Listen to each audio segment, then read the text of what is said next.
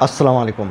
قرآن کے خلاف بہت سے مورچے بنے، کچھ اپنوں نے بنائے، بہت سے غیروں نے۔ آج کا مورچہ شیعوں کی عجیب و غریب روایات پارٹ 1 کے نام۔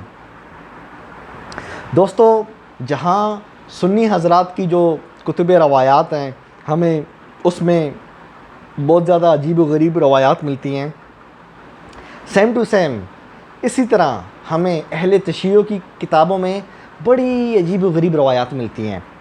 اور آپ کو پتہ ہے نا، شیعہ 12 اماموں کو مانتے ہیں، مطلب پہلا حضرت علی اور آخری امام مہدی۔ اور شیعوں کا عقیدہ ہے کہ سارے امام جو ہے نا معصوم ہیں، مطلب ان سے غلطی نہیں ہو سکتی۔ اور امام کا قول جو ہے نا، یعنی امام کی جو بات ہے نا، امام کی وہ پتھر پہ لکیر ہے، آپ اس کو چینج نہیں کر سکتے، چیلنج نہیں کر سکتے، نہ چینج کر سکتے ہیں نہ چیلنج کر سکتے ہیں۔ دوستو، یہ بڑی عجیب و غریب روایات ہیں۔ میں یقیناً کہتا ہوں، جب آپ یہ سنیں گے نا تو آپ کا دماغ گم جائے گا، اور آپ کہیں گے یار یہ کس طرح ہو سکتا ہے کہ شیعہ جس کو امام مانتے ہیں، جس کو معصوم مانتے ہیں، وہ اس طرح کی بات کس طرح کر سکتا ہے۔ اور یہ روایات ساری ہیں، کتاب شیخ صدوق کی کتاب ہے عیون اخبار رضا۔ دوستو، اس کتاب کی ساری روایات سید سستانی کے مطابق صحیح ہے۔ آپ کی اسکرین پہ آ رہی ہے، آپ کی اسکرین پہ اسکرین شاٹ چل رہا ہے، اسکین۔ سید سستانی کہتے ہیں کہ ساری روایات جو شیخ صدوق صاحب نے لکھی ہیں اس میں، وہ صحیح ہیں اس کتاب میں۔ آپ کی خدمت میں چند عجیب و غریب روایات پیش کرتا ہوں اور فیصلہ آپ پہ چھوڑتا ہوں، آپ خود سوچئے۔ دوستو، یہ ایک چیپٹر ہے عیون اخبار رضا میں، متفرق مسائل۔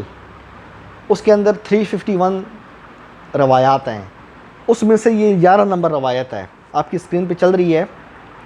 بالوں کی سفیدی۔ نبی علیہ السلام سے شیخ صدوق نے یہ روایت منسوب کی ہے کہ آپ نے کہا، سر کے اگلے حصے کی سفیدی برکت ہے، دائیں حصے کی سفیدی سخاوت ہے، پیشانی کے بالوں کی سفیدی شجاعت ہے، اور گدی کے بالوں کی سفیدی نحوست کی علامت ہے۔ یعنی اگر آپ کے سر کے اگلے حصے کی جو سفیدی ہے نا، یا مثال کے طور پہ یہاں پہ آپ کے بال سفید ہیں تو یہ برکت ہے، مطلب آپ کو اللہ نے برکت دی ہے۔ اگر آپ کی گدی پہ بال ہے نا تو اس کا مطلب یہ نحوست کی علامت ہے، یعنی آپ کے اندر نحوست کی علامت پائی جاتی ہے، اور کوئی نہ کوئی آپ کے ساتھ برا واقعہ آ سکتا ہے۔ اندازہ کریں، یعنی بالوں کی سفیدی کے ذریعے اب یہ اندازہ لگایا جائے گا کہ یہ برکت ہے یا نحوست ہے۔ کیا آپ سمجھتے ہیں کہ نبی علیہ السلام نے اس طرح کی کوئی بات کی ہوگی؟ اندازہ لگایا ہوگا کہ بال ادھر ہوں گے تو اس کا یہ مطلب ہے، بال اس طرف ہوں گے تو اس کا یہ مطلب ہے، مطلب یہ بالوں کے ذریعے اب وہ مستقبل بتایا جائے گا کہ نحوست ہے یا برکت ہے۔ دوستو، اگلی روایت آپ کی اسکرین پہ چل رہی ہے۔ تلاش حق کا طریقہ، یعنی حق بات تلاش کرنے کا فارمولہ، یہ شیخ صدوق نے امام رضا، جس کو شیعہ اپنے 8واں امام کہتے ہیں، ان سے یہ روایت کی ہے۔ حق کو ڈھونڈنے کا طریقہ بڑا زبردست ہے، سننا آپ۔ ایک شخص نے امام رضا سے پوچھا کہ مجھے کوئی معاملہ پیش آئے جس کے متعلق مجھے شرعی حکم نہ ملتا ہو، جس شہر میں میری رہائش ہے وہاں بھی مجھے آپ کا کوئی ایسا محب نہیں ملتا جو مجھے حکم شرعی سے آگاہ کرے۔ یعنی ایک شخص نے امام رضا سے پوچھا کہ اگر مجھے کسی مسئلے کا جواب نہ مل رہا ہو، میں آپ سے دور رہتا ہوں، تو مجھے کیا کرنا چاہیے؟ تو امام نے کیا فرمایا، سننا۔ آپ نے کہا، جب ایسی صورتحال پیش آئے تو فقیہ شہر کے پاس جاؤ، اور جو فتویٰ تمہیں دے اس فتوے کے خلاف کرو، کیونکہ حق ان کے خلاف کرنے میں پوشیدہ ہے۔ اندازہ کریں، یعنی اگر آپ کو کوئی مسئلے کا جواب نہیں مل رہا نا تو آپ فقیہ شہر، جو کہ اہل سنت ہوتے ہیں، اہل سنت کا الٹا کرو۔ یہ کون کہہ رہے ہیں؟ امام رضا۔ امام رضا سے منسوب کیا ہوا ہے شیعوں نے کہ امام رضا نے کہا ہے کہ جس طرح سنی کرے نا اس کا الٹ کر دو۔ اور نیچے حاشیہ جو ہے نا اس کے اندر بھی بندہ جو ہے نا مترجم، وہ یہی کہہ رہا ہے، وہ بھی یہی بات کہہ رہا ہے کہ امامیہ کی یعنی جو شیعہ امامی ہیں، مذہب امامیہ کے مخالفین کی مخالفت سے حق مل سکتا ہے. یعنی جس طرح اہل سنت کرتے ہیں نا، اس کو الٹا کر دو. یعنی جس طرح اگر کوئی کہتا ہے 2 + 2 4 ہے، یعنی جس طرح کوئی کہتا ہے 2 + 2 4 ہے، ہاں، تو آپ کہہ دو نہیں 2 + 2 5 ہو گیا. مطلب جو سنی کرے اس کو الٹا کر دو، حق مل جائے گا. آپ سوچ سکتے ہیں کہ امام رضا جس کو شیعہ معصوم مانتے ہیں، وہ اس طرح کی بات کر سکتا ہے؟ امام رضا صاحب اس طرح کی بات کر سکتے ہیں کہ سنی کو الٹا کر دو تو حق مل جائے گا؟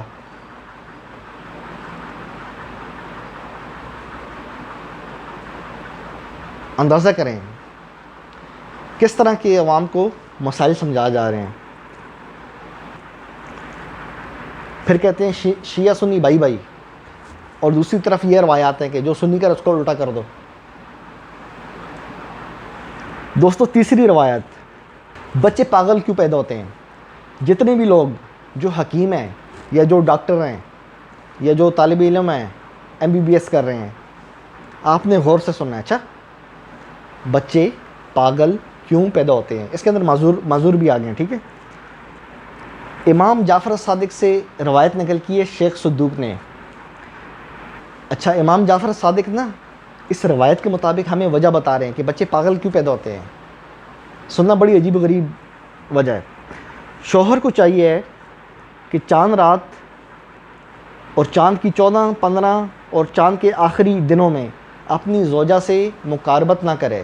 یعنی جو ہسبینڈ ہے وہ اپنی وائف کے پاس نہ جائے، مطلب اس کے ساتھ نہ ملے 14، 15 اور مہینے کے آخر میں.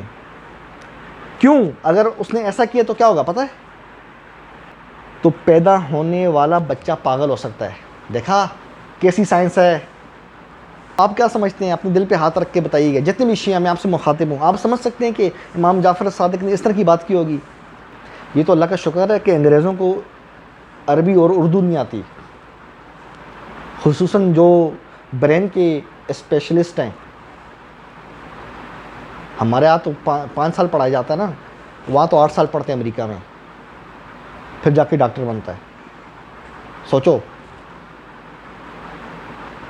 اگر انہیں پتہ لگ جائے کہ 14، 15 تاریخ کو جو بندہ اپنی بیوی کے پاس جاتا ہے یا مہینے کے آخر میں، تو بچہ پاگل پیدا ہوگا، وہ تو ہنس کے پاگل ہو جائیں گے. وہ بولیں گے یار یہ کس نے لکھا ہے؟ اور آپ کہتے ہیں کہ امام معصوم ہوتا ہے. کیا آپ مانتے ہیں کہ اتنا عقل مند بندہ آپ کے مطابق وہ اس طرح کی بات کر سکتا ہے؟ روایات ساری صحیح ہیں. یہ آپ نہیں کہہ سکتے کہ روایت ضعیف ہے. سید سستانی کے مطابق اس کتاب کی ساری روایات صحیح ہیں. پھر امام جعفر صادق نے کیا فرمایا؟ کیا تم دیکھتے نہیں کہ چاند کے ابتدائی اور درمیانی اور آخری ایام میں پاگلوں کو زیادہ دورے پڑتے ہیں؟ یعنی پورا مہینہ ہی پاگلوں کو دورے پڑتے ہیں. ہم نے تو بھائی آج تک ایسا پاگل کوئی دیکھا نہیں ہے، اور جو لوگ پاگل خانے میں بھی رہتے ہیں انہیں بھی پتہ ہے یہ سب باتیں ہیں. آپ نے فرمایا جو شخص قمر در عقرب میں شادی کرے وہ بلائی نہیں پائے گا، اور جو شخص چاند کے آخری دنوں میں شادی کرے تو اس سے بچے کے اسقاط کا اندیشہ کرنا چاہیے. یعنی چاند کے آخری دنوں میں اگر کوئی شادی کرتا ہے یا اپنی بیوی کے پاس جاتا ہے تو بچے کا مسکیریج ہو سکتا ہے، یعنی ماں کے پیٹ سے بچہ ضائع ہو سکتا ہے. جتنے بھی گائنی کے جو ڈاکٹرز ہیں، جتنے بھی گائناکالوجسٹ مجھے سن رہی ہیں، یعنی جو زچہ بچہ کی ڈاکٹر ہوتی ہیں، یقین کریں اس وقت وہ روایت سن کے ہنس رہی ہوں گی. وہ بولیں گے یہ کیا لکھا ہوا ہے؟ اور خود شیعہ بھی ہنس رہے ہوں گے کہ یار یہ کیا لکھا ہے کہ مہینے کے آخر میں جاؤ تو یہ ہوتا ہے اور پہلے جاؤ تو یہ ہوتا ہے. میں نے کہا ہے نا، شکر پڑھیں انگریزوں کو عربی اور اردو نہیں آتی. اگلوں نے انتہائی جدید ترین مشینری بنائی ہے. دماغ کی ایک نس کا وہ مشین میں بتاتے ہیں، اور آپ کہہ رہے ہیں کہ جو وہ پاگل ہو گیا ہے. ہاں، 14، 15 تاریخ کو اگر بندہ بیوی کے پاس جائے تو بچہ پاگل پیدا ہوگا. تھوڑا رحم کریں. اور شیعہ حضرات آپ مانتے ہیں اس چیز کو؟ مجھے پتہ ہے 90% شیعہ نہیں مانیں گے. وہ بولیں گے نہیں جی یہ تو یہ روایات ہیں. یہی میں آپ کو جگا رہا ہوں نا، واپس قرآن کی طرف رجوع کرو، واپس اللہ کی کتاب کی طرف رجوع کرو، ان عجیب و غریب روایات سے نکلو. سید سستانی کا فتویٰ ہے، وہ میجورٹی شیعہ اس کو فالو کرتی ہے. اس بندے کو اس کا فتویٰ ہے کہ اس کتاب کی ساری روایات صحیح ہیں. عیون اخبار رضا، عیون عین سے ہے. اور عموماً جس کتاب کی خبر صحیح ہو، یعنی جس کی ساری روایات صحیح ہوں، اس کے لیے یہ لفظ یوز کیا جاتا ہے۔ دوستو اگلی روایت، چور کب پکڑا جاتا ہے؟ اب جتنے بھی پولیس والے ہیں اب وہ تھوڑا ٹھیک ہو کے بیٹھ جائیں، آپ کے مطلب کی روایت ہے۔ حضرت علی سے منسوب ہے کہ چور مسلسل چوری کرتا ہے، اور جب چوری کی رقم اس کے ہاتھ کی دیت کے برابر ہو جاتی ہے تو وہ پکڑا جاتا ہے اور خدا اس کا پردہ فاش کر دیتا ہے۔ یعنی جو چور ہے، جو کرمنل ہے، وہ چوری کرتا ہے، یعنی ہاتھ کاٹنے کی جو سزا ہے نا، اس کی دیت مختلف ہے ان کے فقہا کے نزدیک۔ تو کہتے ہیں جب وہ پیسے اتنے ہو جاتے ہیں نا جس پہ ہاتھ کاٹا جاتا ہے، تو جب چور چوری کرتا ہے تو وہ رقم جب اس مطلوبہ اس پہ نمبر پہ پہنچ جاتی ہے نا، تو پھر اللہ پردہ فاش کر دیتا ہے، یعنی اللہ اس سے پہلے پردہ فاش نہیں کرتا۔ دیکھیں یہ کیا کیا عجیب و غریب روایات ہیں۔ دوستو اگلی روایت بڑی مزیدار ہے، بڑی عجیب و غریب ہے۔